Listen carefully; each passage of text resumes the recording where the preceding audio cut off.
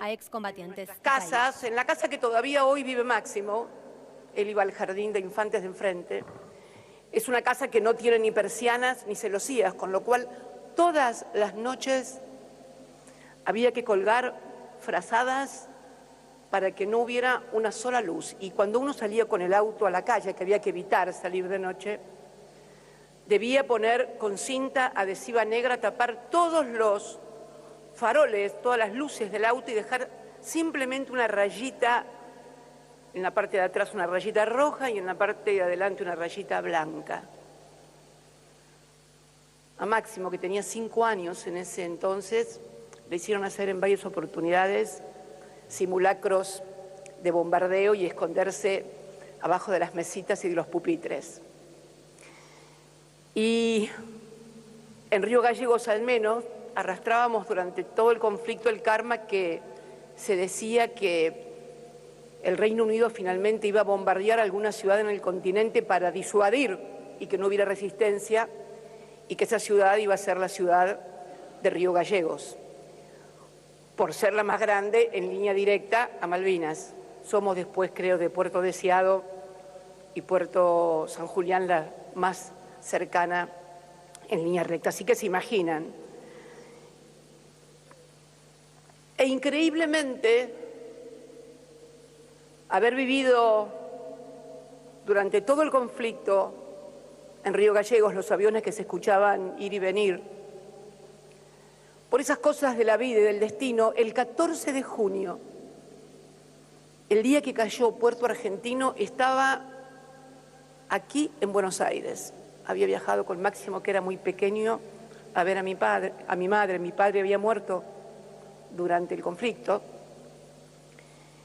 Y ese 14 de junio vine de La Plata, lo dejé a Máximo con su abuela, y me vine a ver a unos amigos, colegas profesionales que tenían que verme aquí en Buenos Aires. Y estaba en el estudio, las cercanías, en la zona del microcentro, cerca de la Plaza de Mayo, cuando una de las secretarias entró y dijo: se está juntando la gente en Plaza de Mayo.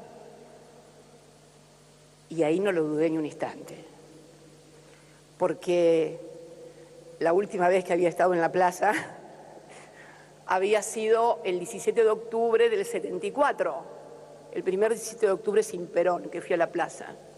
Creo que Isabel ahí había nacionalizado las bocas de expendio, no me acuerdo, algo de eso había, y fuimos a la plaza porque era el primer 17 de octubre sin Perón, año 74. Desde aquel día no había vuelto a la Plaza de Mayo y volví casualmente el 14 de junio.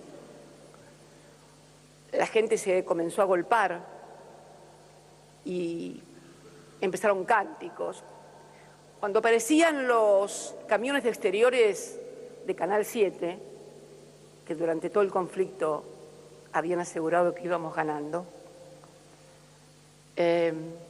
la gente tiraba monedas contra los periodistas, contra los camiones de exteriores. Algunos otros agarraban el diario vespertino La Razón, que decía con un titular catástrofe, como solía decir La Razón, cayó Puerto Argentino, incendiaban quemaban los diarios y los tiraban. A eso de las 6 de la tarde la plaza era un solo grito, repleta de gente de bote a bote, con todas las consignas que se puedan imaginar. Y ahí, bueno, ahí tuvimos que empezar a correr. Yo me había encontrado con unos amigos y empezamos a correr gaseados y tuvimos que llegar a la 9 de julio. Así que es una vivencia personal muy particular. Hay también, creo, una dimensión institucional de Malvinas que me tocó abordar como presidenta. Hoy hacen exactamente 10 años que enviamos una carta al Comité Internacional de la Cruz Roja para poder identificar a los soldados NN que solo conocía a Dios y que estaban enterrados en el cementerio de Darwin, sin identificar. Fue una idea que increíblemente trajo un inglés, Roger Waters, el de Pink Floyd. Me vino a ver, impulsado por una periodista, Y ahí nomás armamos la estrategia de convocar, de pedirle al Comité Internacional de la Cruz Roja como organismo humanitario y totalmente neutral que se pusiera en contacto con el Reino Unido para de esa manera ver si podíamos articular la identificación de nuestros combatientes. Y se dio en forma inmediata, una respuesta inmediata. Estaba en Ushuaia cuando, me acuerdo, anuncié esa iniciativa con la Cruz Roja.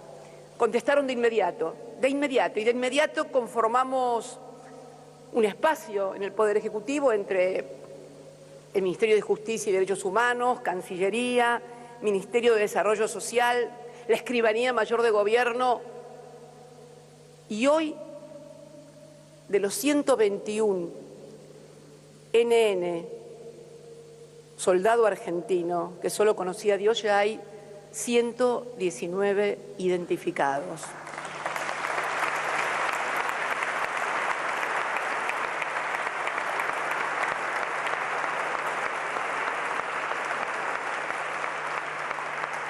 Recorrimos el país, recorrieron el país, contactando a los familiares para que pudieran suministrar muestras de ADN y de esa manera identificar a los combatientes. Hace poquitos días me contaba el secretario de Justicia y también el escribano mayor de Gobierno que viajaron a Chaco y Corrientes para los últimos reconocimientos, porque debemos decirlo, que de Chaco y Corrientes salieron muchos, muchísimos, de los que combatieron y volvieron y de los que combatieron y no pudieron volver.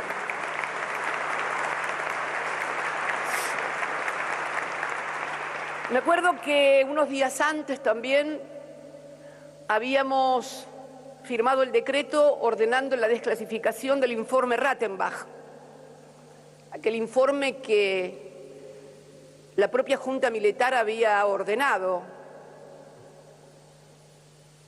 hacer y que, bueno, que fue entregado a la propia Junta Militar antes del advenimiento del gobierno democrático y que luego, en ese año 2012, también ordené desclasificar.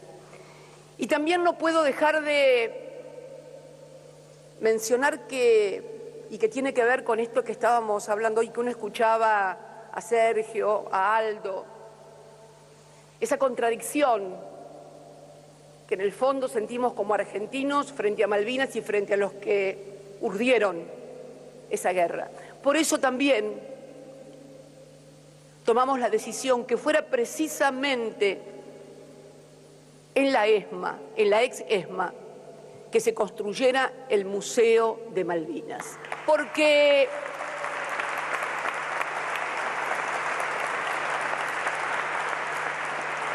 la historia no se toma con beneficio de inventario.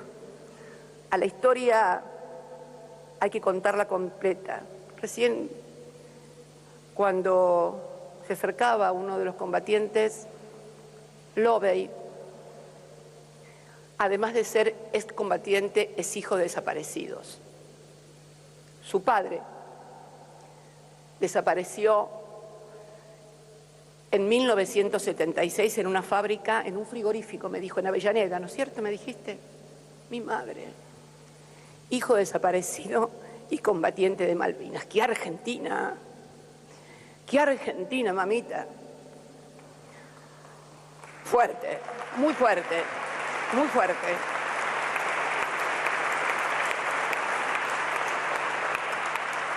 Y la verdad que a una dimensión personal o institucional indefectiblemente nos conduce también a Malvinas una dimensión histórica. ¿Qué significó Malvinas, además, en la historia? ¿Qué pasó en esta historia? Ustedes, los combatientes de Malvinas, fueron finalmente, junto a las madres, los que parieron la democracia. Y fue precisamente Malvinas la que terminó y puso punto final a la historia del partido militar en la Argentina.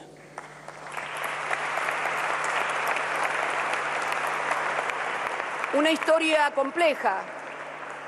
Ese partido militar cuyo bautismo de fuego, por así decirlo, fue el 6 de septiembre de 1930, cuando derrocaron a Hipólito Yrigoyen. Ahí comenzó el partido militar que culmina con la primera derrota militar del ejército y de nuestras Fuerzas Armadas, que es en Malvinas. Antes habían sido derrotados políticamente. Urdieron eso. Pero, y esto no es un sentimiento antimilitarista, por favor, nada más los peronistas no podemos, por origen, por historia, ser antimilitares, para nada. Es simplemente la descripción de un proceso histórico que trajo mucho dolor, mucho, pero mucho dolor. Y hay también una dimensión política y geopolítica de Malvinas, porque, a ver, esa decisión, esa adopción de esa decisión, tenía que ver con una derrota que ya venía del gobierno en la economía. Ustedes saben que el año 1981 termina con una inflación del 131%. Hola, ¿qué tal? Hola, ¿qué tal, Argentina? Lorenzo Sigot había dicho que había que olvidarse del dólar y Galtieri había sido elogiado en Estados Unidos por un importantísimo asesor de Ronald Reagan, entonces presidente de Estados Unidos, como un general majestuoso. Son muy jóvenes muchos de los que están acá y seguramente, pero siempre es bueno acordarse de la historia. Si uno no se acuerda de la historia, difícilmente pueda construir presente y mucho menos futuro. Y no es mirar, como nos quieren decir, por el espejito retrovisor para atrás. Hay que mirar por el espejito retrovisor, cosa que no te choquen de atrás, y mirando también para adelante, siempre. Siempre me pregunto, ¿qué llevó a esta gente a creer que Inglaterra no iba a reaccionar y iba a venir? ¿Qué fue lo que llevó a pensar que Estados Unidos no iba a ayudar al Reino Unido, su principal aliado global? Y fue algo que no solamente es privativo de militares, es una concepción frente al mundo y una mirada sobre nosotros mismos que no es solamente privativa de los militares o de esos militares, es también de los civiles, de no entender y de creer que el mundo se divide entre buenos y malos.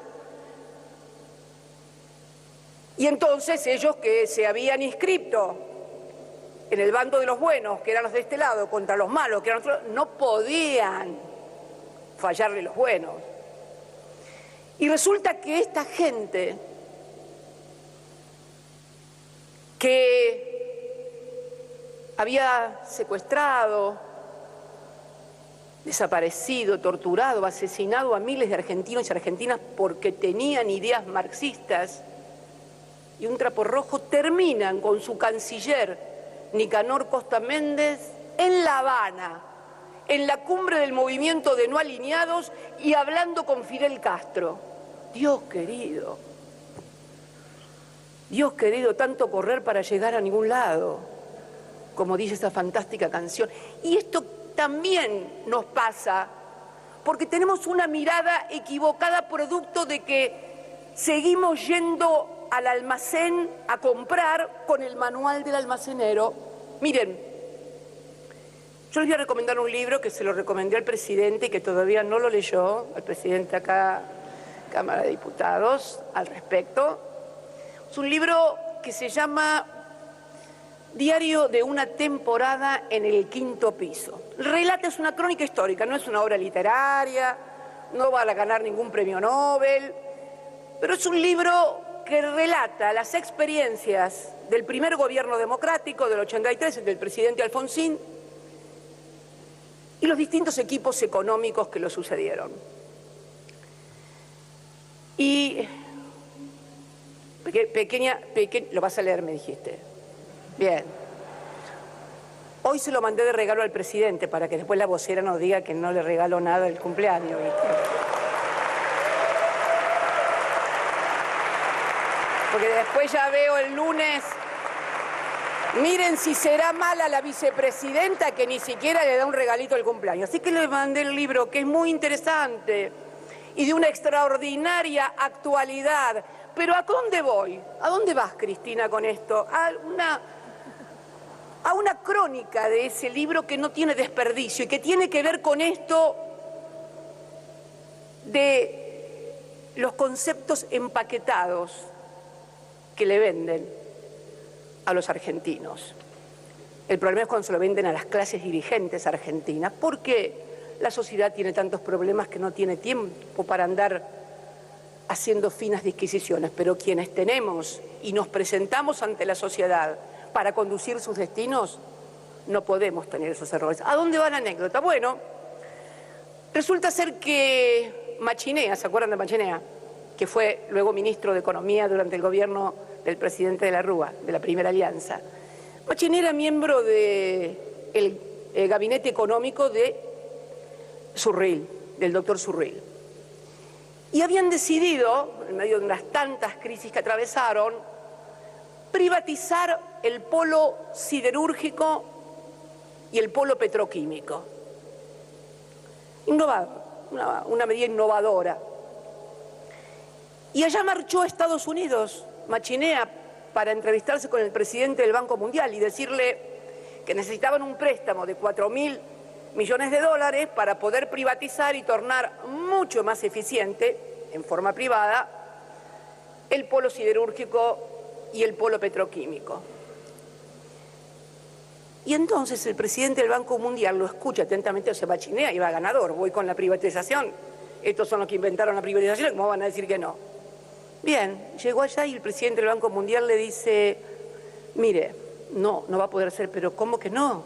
Le pregunta, es para privatizarlo, para que sea más eficiente, más eficaz. Estados Unidos se va a oponer. ¿Cómo que se va a oponer? Claro, porque compiten con el sector siderúrgico y petroquímico de ellos. Si ustedes son eficientes y son competitivos, compiten contra ellos. Y ahí se desayunó. Y el problema no es de Estados Unidos. El problema es de nosotros los argentinos. A ver si nos notificamos de alguna buena vez por todas. Estados Unidos lo que hace es defender sus intereses. Ojalá todos tuviéramos esa misma actitud.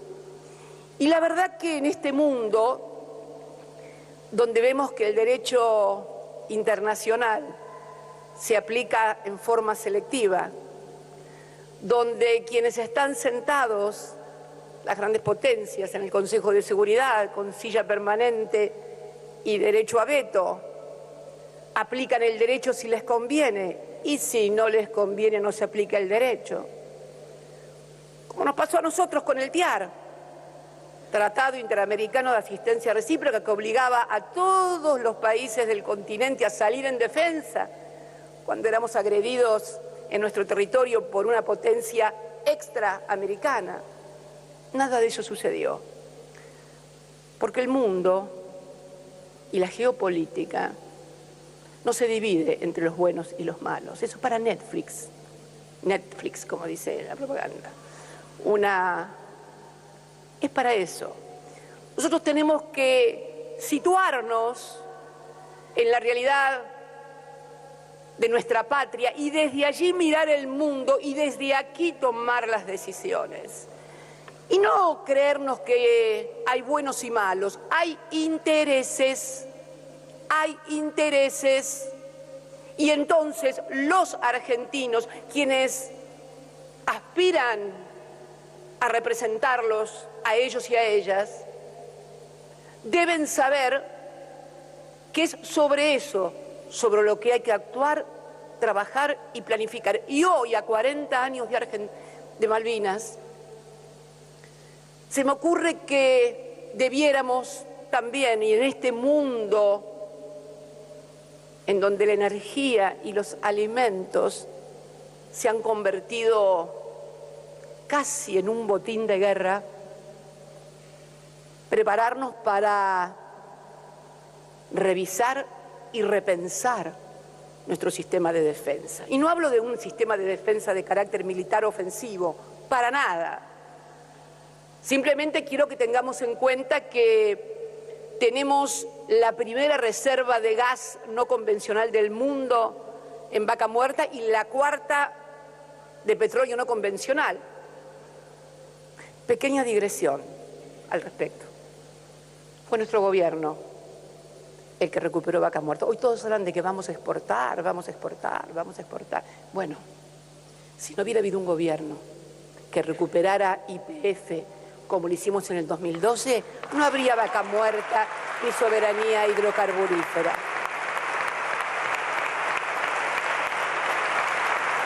Y eso que nos dieron duro y parejo cuando mandamos la ley al Congreso, que además fue ley de este Congreso también. Así que yo creo que Malvinas no solamente puede ser una evocación espasmódica cada 2 de abril, además de ser el imperativo categórico constitucional que nos obliga a seguir luchando y trabajando por ellas. Además de luchar hay que hacerlo con inteligencia, con aliados y fundamentalmente trabajando en lo que tal vez sea más duro y que no es afuera, es adentro, lo que nos pasa a nosotros los argentinos.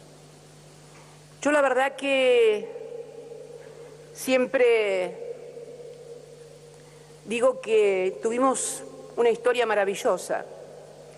Tuvimos militares libertadores como San Martín y Belgrano, que libertaron con genio militar y con mucho patriotismo la patria. Y tuvimos también militares libertadores económicos como Savio, Mosconi. Creo que, más allá de los matices que podemos tener, se hace necesario, se hace imperioso que podamos discutir políticas de Estado a partir de estas cuestiones. No es